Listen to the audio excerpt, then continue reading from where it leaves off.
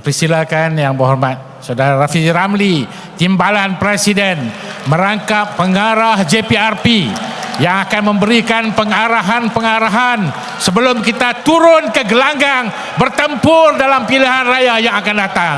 Saudara Rafizi, Timbalan Presiden, dipersilakan. Assalamualaikum warahmatullahi wabarakatuh.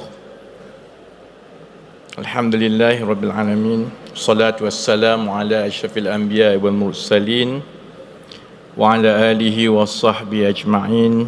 Rabbi shrah li sadri wa yassir li amri wahlul 'uqdatam min lisani yafqahu qawli.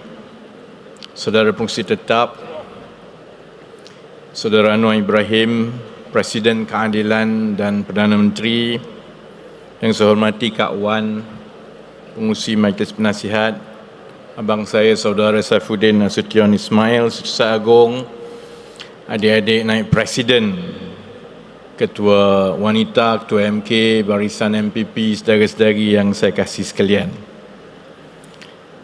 Pejam celik saya kira tadi, sebenarnya sudah hampir 25 tahun sebahagian besar daripada kita bersama-sama dengan parti ini sejak 1998. Ini adalah kongres yang pertama selepas Datuk Seri Anwar menjadi Perdana Menteri. Jadi saya gembira dan berbesar hati. Ada yang muda yang mengenali parti ini dalam 5-10 tahun yang lepas, tapi ramai juga yang telah setia bersama parti sejak 25 tahun yang lalu. Saya duk kira umur saya 46 tahun. Maksudnya bukan saja lebih separuh daripada umur saya berada dalam parti ini, saya bersama parti ini lebih lama daripada saya kahwin dengan isteri saya. Banyak yang telah berubah selama 25 tahun ini. Saya rasa antara yang otai, yang lama, banyak yang rindu kepada demonstrasi. Sebab beza dia lain sekarang. Masa kita muda dahulu, kita dapat kek lari daripada FRU. Gas pemedih mata dah tak merasa. Yang baru-baru sekarang ni dah tak merasa. Kalau sebut gas pemedih mata, dia memang tak faham apa itu gas pemedih mata sekarang. Kami dulu bertempur di medan demonstrasi. Kemahiran-kemahirannya contohnya ialah macam mana nak menyusun demonstrasi, termasuklah memahami peta-peta sebelum ada Google Map supaya kita tahu jalan tikus untuk lari daripada ditangkap. Zaman sudah berubah, saudara-saudari terutama yang lebih muda, kini bertempur di medan yang sama bahaya, sama penting, medan seperti TikTok dan media sosial. Saya kira balik, hari ini 18 hari bulan Mac, sebenarnya lebih kurang hampir setahun lah, tepat-tepat setahun selepas saya buat keputusan yang berat hati untuk kembali ke politik. Dalam keadaan masa itu kita memang tak nampak lah boleh menang ataupun boleh berada dalam kerajaan. Satu-satunya sebab saya kembali adalah sebab kecintaan dan juga kesetiaan dan kebersamaan dengan sahabat-sahabat yang lama berjuang dalam parti. Dan Alhamdulillah, saya ingat masa 98, 99, banyak daripada kami yang menyertai reformasi dan keadilan pada ketika itu. Datuk Seri Anwar berada dalam penjara, Kak Wan sebagai Presiden. Saya tak rasa kebanyakan kami ada sekelumit pun pandangan bahawa satu hari nanti kita akan jadi kerajaan. Tak ada. Saya tak rasa sebahagian besar daripada kami merancang bahawa kita boleh jadi menteri satu hari nanti. Niat pada ketika itu adalah atas ketidakadilan yang berlaku terhadap Datuk Seri Anwar dan keluarga. Itu adalah lambang kepada kerosakan yang ada dalam masyarakat. Dan kalau ada kerosakan dalam masyarakat, Kalau ada di kalangan kita yang Allah berikan kelapangan, adalah menjadi satu dosa kalau kita yang ada kelapangan itu tidak turut menyumbang untuk membaiki kerosakan seperti itu. Sebab itu saya ingat ramai daripada kami yang awal-awal dahulu, sekarang ini bila sudah menjadi kerajaan persekutuan, Saudara Anwar sudah jadi Perdana Menteri, kadang-kadang kita masih lagi keliru juga. Kadang-kadang kita masih lagi berat hati. Kadang-kadang kita kurang pasti kerana kita kurang biasa dengan tampuk dan kilau kuasa, saudara-saudari. Sebab itu saya ingatkan kepada saya, kepada sahabat-sahabat, kepada rakan-rakan, kepada Datuk Seri Anwar sendiri sebagai Perdana Menteri, dalam kita berat hati sekali-sekala, dalam keadaan kita juga gundah gelana, kerana bukan mudah untuk kita menterjemahkan idealisme itu menjadi satu kerangka yang membantu rakyat.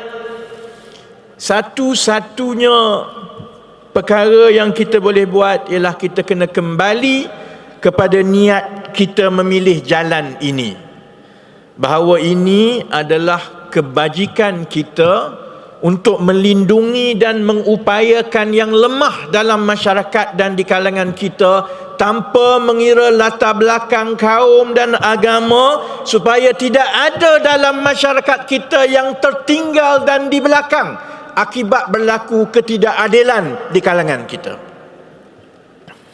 Cuma cabaran kita sekarang sangat berbeza. Dulu saya sebut kemahiran yang diperlukan adalah untuk mengaturkan demonstrasi, menggembeling suara rakyat untuk bawa.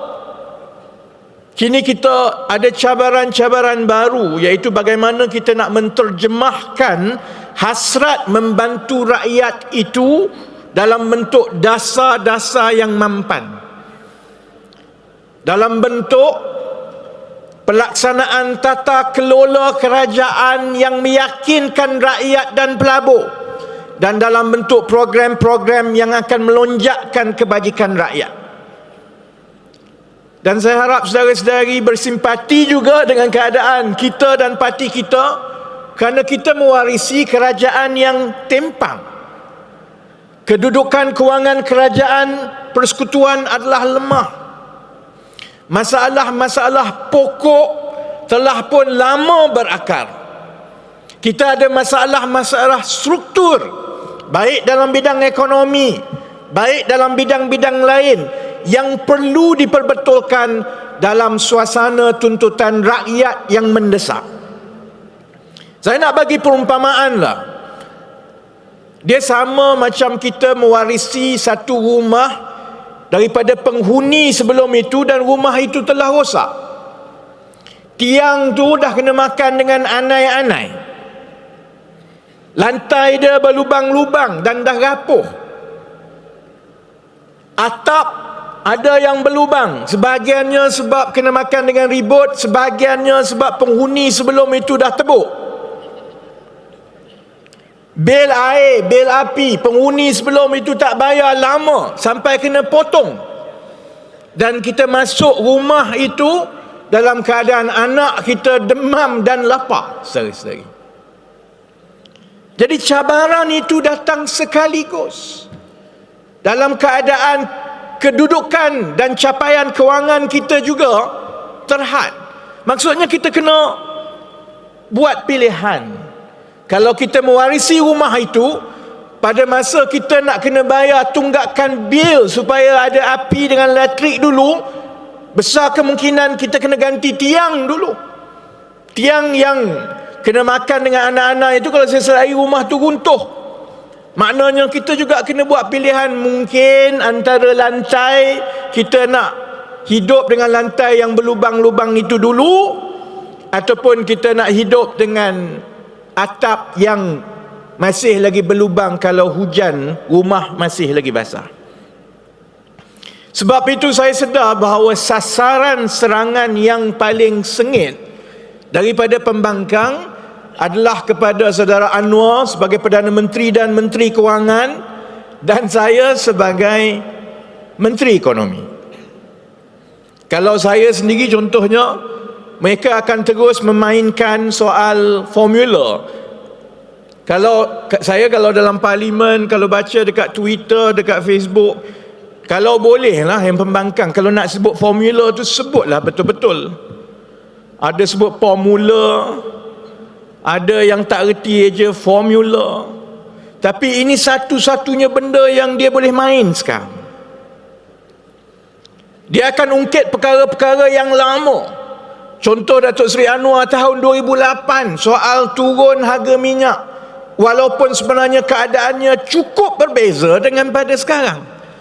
Dia akan bagi tuntutan dan mainkan kempen kita dalam tahun 2011-2012 kalau soal mengurangkan hutang PTPTN ataupun contoh mengurangkan harga kereta. Bukan dia tak tahu, kerana PAS masa itu yang paling gairah sekali jemput kami daripada keadilan ini untuk berkempen atas pentas PAS, sebab orang PAS tak boleh nak terangkan perkara-perkara macam ini. Dia tahu semua. Dia tahu contohnya untuk turunkan harga kereta. Dulu kita boleh buat kerana hutang kita tak banyak. Sebab untuk turunkan harga kereta, kita kena kurangkan dan lama-lama hapuskan cukai excise yang dikenakan kepada kereta. Masalahnya kita sekarang ada hutang 1.5 trilion yang mereka tinggalkan. Jadi mereka kena pilih. Sebab itu kadang-kadang saya lawak dalam parlimen, orang selalu sebut kepada saya, boleh tak kalau pembangkang ni dia akan bangun, dia kata, Tuan Yang di-Pertua, boleh tak minta Menteri Ekonomi jawab baik-baik, jangan provok kami. Macam mana aku nak tak provok ke nak jawab baik-baik? Sebab mereka selalu gairah bangun peraturan 3612, Menteri mengeluarkan kenyataan yang mengelirukan. Selalunya mereka yang terkeliru, saudara-saudari. Saya bagi contoh. Pada masa yang sama dia minta tuntutan turun harga barang, turun kereta, turun minyak, turun semua yang dia tak buat masa dia, dan dia tinggalkan hutang pada kita. Dia jugalah yang kata Perdana Menteri ini zalim, potong peruntukan, meminggirkan negeri-negeri miskin sebab negeri-negeri ini adalah negeri-negeri pembangkang. Mana satu kau nak ni? Kau nak turun harga kereta ke? Kau nak peruntukan yang lebih besar ke? Kerana seperti yang saya sebut, kita sebenarnya mewarisi rumah yang dah rosak. Kerajaan Persekutuan kena fikir keutamaan kita yang mana dulu nak baiki. Nak baiki tiang ke? Nak sambung elektrik ke? Nak bayar bil air dulu ke? Kerana semua ini mereka telah tinggalkan. Jadi sebab itu tak boleh pada masa kamu nak peruntukan paling besar, sama besar dengan Sabah dan Sarawak, pada masa itu jugalah nak subsidi, pada masa itulah juga nak dapat wang dan geran kepada kerajaan negeri. Sebab itu saudara-saudari, saya walaupun selalu ditanya apa pandangan saya apabila menjadi tumpuan serangan bertalu-talu daripada pembangkang, selalunya saya selalu sebut pelanduk tidak pernah lupakan jerat lah kan. Mereka lupa sebenarnya, sementara mereka ingat mengungkit perkara-perkara yang lama sebagai satu bahan politik. Mereka juga lupa bahawa idea-idea dan gagasan-gagasan seperti inilah yang kita telah pun bentangkan kepada rakyat selama lebih sedekat. Yang inilah yang menganjakkan minda rakyat sedikit demi sedikit sehingga kita menjadi kerajaan pada hari ini, saudara-saudari. Sebab itu saya tak bimbang sangat kalau mereka terus dalam mood begitu. Kerana setiap hari dari minggu ke bulan, apabila program dan juga inisiatif dan juga pendekatan kerajaan mula membuahkan hasil, lama-lama rakyat akan dapat membezakan di antara pembangkang yang hanya pandai mempertikaikan dengan kerajaan yang telah sedikit demi sedikit baiki tiang, ganti lantai, ganti atap, dan insya-Allah bila kita ada kelapangan, kita juga akan pasang kipas dan aircon, insya-Allah, saudara-saudari. Saudara yang Dipertua, pengurusi tetap mana? Saya faham pembangkang sekarang ni gelojoh kerana kita nak masuk pilihan raya negeri. Dan saya tak tahu dari mana mereka dapat mimpi ni. Tapi mereka betul-betul yakin boleh ambil alih semua 6 negeri ni. Maksudnya dia yakin betul dia boleh ambil alih Negeri Sembilan, dia boleh ambil alih Pulau Pinang, dia boleh ambil alih Selangor. Saya tengok ahli-ahli Parlimen Perikatan Nasional daripada Bersatu berebut-rebut dah nak jadi calon di negeri Selangor. Ada dah cop dah don masing-masing ni. Tak cukup jadi ahli Parlimen, don pun dia nak jadi. Baik Saya dah semak sebenarnya fakta dan juga keputusan PRU yang lepas. Selalunya kalau kita suruh dia semak fakta, suruh dia baca dulu, suruh dia kira dulu, dia marah. Dia kata itu menghina dia. Jawapan dia macam kau seorang je tahu, kita orang tak tahu. Sebab tu orang suruh baca dan semak dan kira dulu. Sebabnya kalau ikut keputusan PRU yang lepas, walaupun awalnya pimpinan mereka menggembar-gemborkan bahawa gelombang ini akan datang dan akan menghapuskan kerajaan PH di Selangor, di Negeri Sembilan dan di Pulau Pinang, bila saya tengok keputusan PRU 15 yang lepas, dia tak begitu, saudara-saudari. Memang betul ada peralihan undi yang besar kepada PN, tetapi dia tertakluk di kawasan-kawasan tertentu saja, bukan seluruh negara. Memang betul ada peralihan undi Melayu, contohnya di Kelantan, di Terengganu, di utara Kedah, di utara Pulau Pinang, di utara Perak. Sebahagiannya kerana kita tidak pernah kuat pun di beberapa tempat ini. Sebahagiannya kerana undi yang beralih itu banyaknya datang daripada UMNO kepada PN. Tapi kalau kita tengok secara keseluruhan, terutamanya negeri-negeri yang memang menjadi kekuatan kita, iaitu Selangor, Negeri Sembilan dan Pulau Pinang, bila kita bandingkan tahap sokongan pengundi Melayu dalam 2022 berbanding dengan 2018 dahulu, sebenarnya dia tidak ada perbezaan yang besar sangat. Dia tak ada. Contohnya kalau di wilayah Persekutuan 2018, undi Melayu kita lebih kurang 50%. 2022 lebih kurang 40% lebih. Di Selangor, di kawasan-kawasan sebelah timur yang lebih bandar, undi Melayu kita lebih kurang 40%. Baru-baru ini PRU 2018 lebih kurang 40% lebih juga. Ada peralihan yang besar di pantai barat negeri Selangor, tapi lebih daripada UMNO kepada PN. Bukan sangat PH hilang undi. Keadaan yang sama di Pulau Pinang, keadaan yang sama di Negeri Sembilan juga. Sebab itu, bila kita tengok data-data terkini, kerana kita tengok tahap sokongan daripada sebulan ke sebulan, insya-Allah, sebab saudara-saudari ni nak kena balik ni, Setiausaha Agung kata kita ada 100 hari je lagi ni sebelum pilihan raya negeri. InsyaAllah data-data terkini menunjukkan bahawa memang sudah ada peralihan sokongan pengundi Melayu, terutamanya pengundi muda, kepada Pakatan Harapan dan Kerajaan Perpaduan di sebelah pantai barat. Jadi kita akan terus bersedia. Kita akan perkemaskan persediaan kita dan kita akan masuk pilihan raya negeri-negeri kali ini dengan lebih tenang. Jangan peduli sangatlah dengan Sanusi. Bayangkan kalau hidup kita tak ada Sanusi, bosan. Bosan nak berkempen kalau tak ada Sanusi. Siapa lagi nak komen pasal gigi saya kalau bukan Sanusi? Dan bagus sebenarnya kalau Sanusi ni begitu confident, yakin macam sekarang. Sebab dia bila yakin sangat itu, insya-Allah saya harap dia buka baju sekali lagi. Lagi yakin dia, lagi banyak dia buka baju, insya-Allah lagi banyak hilang undi.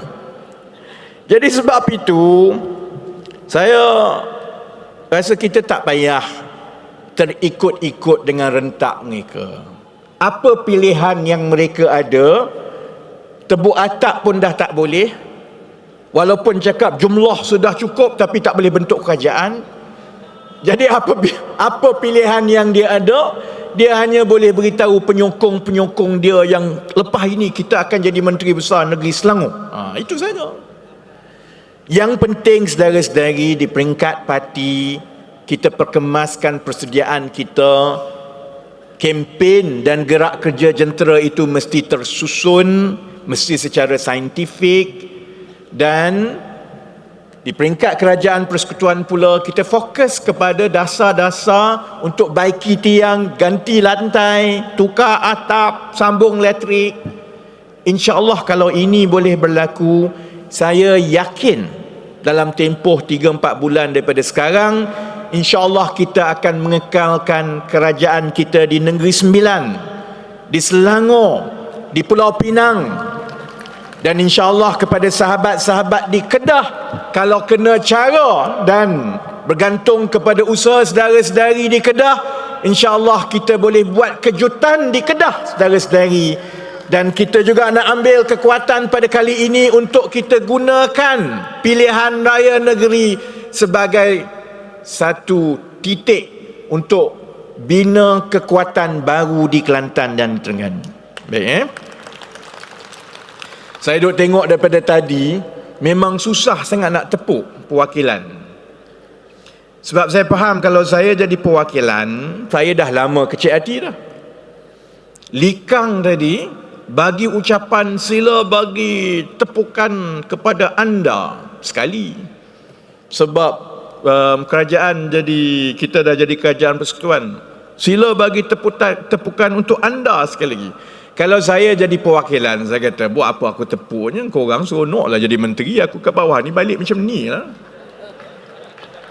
Jadi saya faham, setiap kali kita ada kongres, setiap kali kita berjumpa, pesanan-pesanan daripada pimpinan ialah saudara-saudari kena balik, perkuatkan hati untuk kita kerja lagi supaya menang. Macam Saudara Agung sebut tadi, tak apa, insya-Allah presiden daripada parti kita dia akan kembali dan duduk dengan saudara-saudari.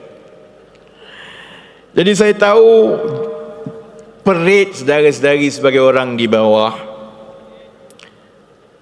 Saya pun datang daripada kalangan seperti saudara-saudari, bermula daripada cabang, menjadi ketua cabang, berpenggal yang lama, dan saya tahu peritnya, tambah peritnya bila sudah menjadi kerajaan dan kita masih lagi memikul beban yang besar di kawasan-kawasan kita untuk menjaga maruah dan menghidupkan parti. Kalau ikut hati saya lah, kalau ikut rasa hati, kalau boleh memang saya nak tolong semua, saya nak bagi semua. Bagi semua supaya yang lama-lama, yang kita kesian, yang banyak kita tahu banyak berkorban ni, supaya bila balik ada perubahan besar, saudara-saudari tak payah tanggung dah semua ni. Jasa saudara-saudari itu memang diangkat oleh parti walaupun tidak mendapat jawatan dalam pentadbiran, tapi sejuk hati saudara-saudari kerana pengorbanan saudara-saudari itu berbaloi. Masalah kita hanya satu saja. Kalau itu cara kita, apa beza kita dengan semua yang kita pernah lawan sebelum ini? Kita sama saja. Itu masalah kita. Masa kita mula-mula dahulu, 25 tahun yang dulu, kita tidak terfikir yang bila kita jadi kerajaan, macam mana kita nak berada dalam kerajaan. Niat kita masa itu ialah untuk memperbetulkan kedudukan, supaya tidak lagi ada kerajaan yang boleh menyalahgunakan kuasa sebagai kerajaan persekutuan untuk ambil wang rakyat dan bagi kepada orang dalam parti atau kroni mereka. Sekarang kita dalam kerajaan, perit pedih macam mana pun, kita kena pegang pada yang itu, saudara-saudari. Itu jasa kita yang paling besar. Kalau dalam 5 tahun ini kita menjadi kerajaan, kita tinggalkan satu budaya yang orang politik, parti politik faham bahawa peluang menjadi kerajaan persekutuan itu hanyalah peluang untuk mencari pahala, bukan untuk mendapat habuan wang, saudara-saudari. Dan kalau itu berkekalan untuk tahun-tahun akan datang, sebenarnya kita sudah pun berjasa, dan itulah reformasi yang kita sebut selama ini. Tapi saya tak bolehlah cakap macam itu saja, tak? Kalau tidak, susahlah kalau saya jadi saudara-saudari pun saya kecil hati. Sebab itu kita kena cari jalan yang agak berlainan. Reformasi itu maksudnya kita mencari jalan yang lebih kreatif supaya kita jaga kebajikan, kita upayakan sahabat-sahabat kita, tetapi kita jaga amanah dan kita pertahan tata kelola kerajaan, kerana kita kerajaan sekarang. Jadi saya ingin ambil kesempatan ini untuk ucap terima kasih kepada saudara Presiden yang meluncurkan Koperasi Keadilan Berhad pada hari ini. Ini cara kita, ini reformasi kita. Kerana harapan kita di tahun-tahun akan datang, koperasi ini akan menjadi benih kepada rangkaian kebajikan kita di masa depan untuk menjana keupayaan ekonomi sahabat-sahabat di akar umbi seperti saudara-saudari, supaya kita kumpul modal daripada anggota-anggota parti yang lebih berkeupayaan, ada kewangan yang lebih baik di kawasan bandar-bandar terutamanya. Kita kumpul dan kita gunakan ini untuk membiayai perniagaan-perniagaan kecil dan mewujudkan peluang-peluang kerja kecil yang memberi manfaat kepada anggota-anggota parti di kawasan-kawasan lain yang tidak bernasib baik seperti kita. Jadi pendaftaran koperasi bermula pada hari ini. Saudara-saudari boleh pergi ke laman web, turunkan aplikasi. Saham-saham insya-Allah boleh mula dibeli dalam beberapa hari lagi. Kita sedang tunggu pengesahan daripada payment gateway supaya boleh terus bayar, boleh terus masuk akaun bank koperasi, dan saudara-saudari boleh terus dapat saham secara elektronik. Jumlah minima saham RM100 satu pelaburan.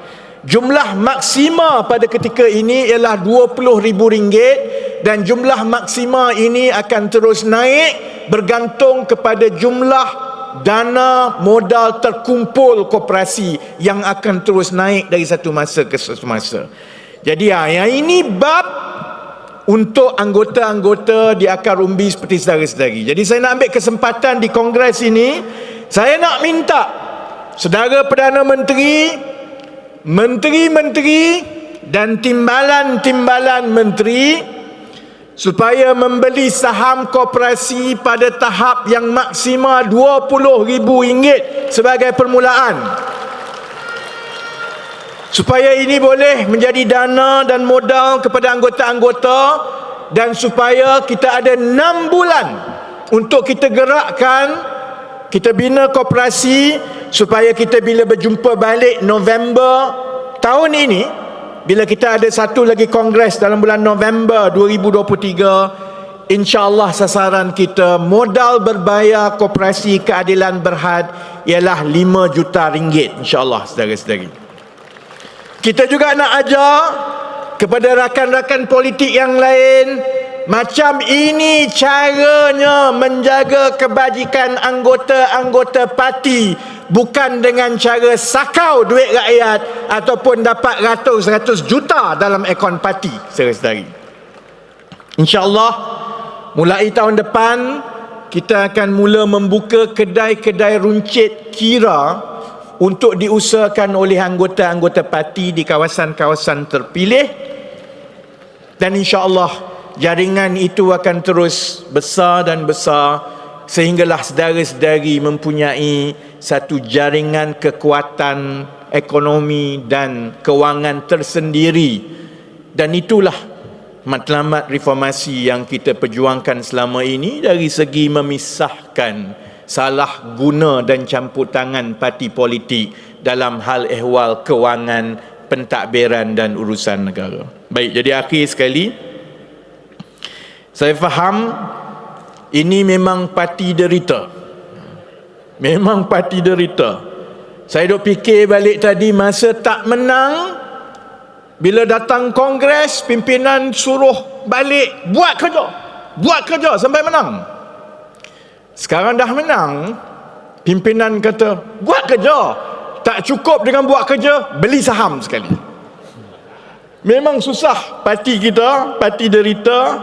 Tapi saya harap saudara-saudari kita jangan lupa satu perkara, bahawa semangat inilah, semangat saudara-saudari yang tidak pernah padam, dan kita telah melalui semuanya.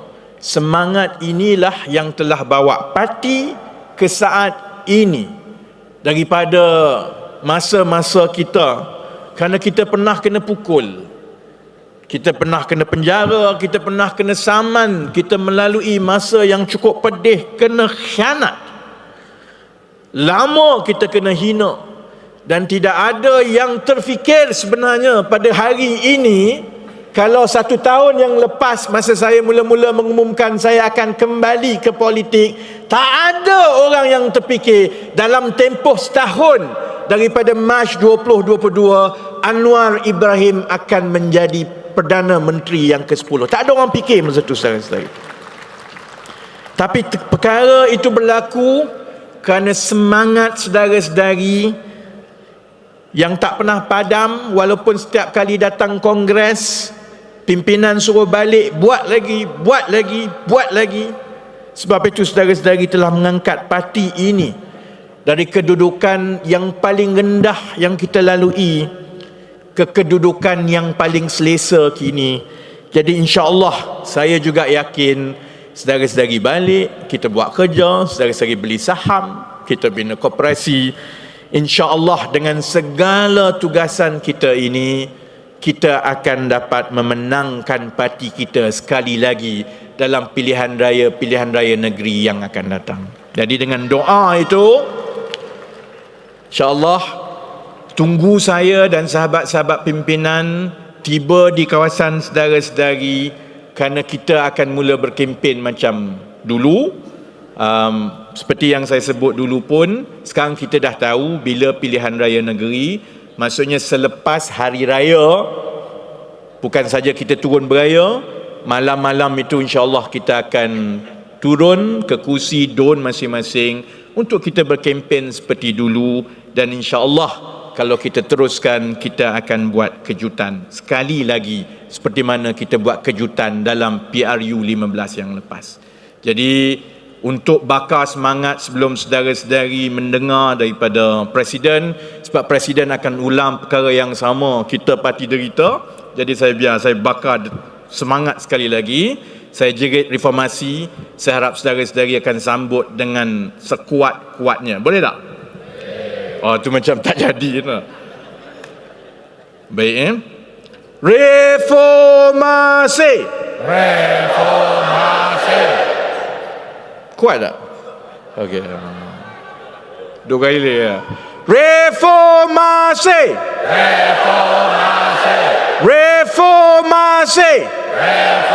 Terima kasih. InsyaAllah kita berjumpa di lapangan. Wabillahi taufiq wal hidayah. Assalamualaikum warahmatullahi wabarakatuh.